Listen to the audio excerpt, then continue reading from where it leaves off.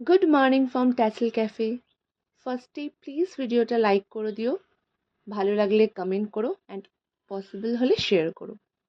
কিছুদিন আগেই এই লোটাসটা তোমাদের আমি দেখিয়েছিলাম কালার ফিলিং ভিডিওতে। ওটাকেই কিভাবে পেন্ডেন্টে কনভার্ট করছি সেটারই একটা টিউটোরিয়াল ভিডিও শেয়ার করছি। আমি বেশ কিছু জিনিস, বলতে পারো ম্যাক্সিমাম জিনিস হাতেই শেপ দেওয়ার চেষ্টা করি উইদাউট টুলস। তোমরা যারা নতুন শিখছো তারা ডেফিনেটলি টুলস ইউজ করবে, বাট একটু ট্রাই করো হাতে শেপ দেওয়ার। কারণ অনেকেই জিজ্ঞেস করো দিদি প্রপার টুলস কিভাবে ইউজ করব।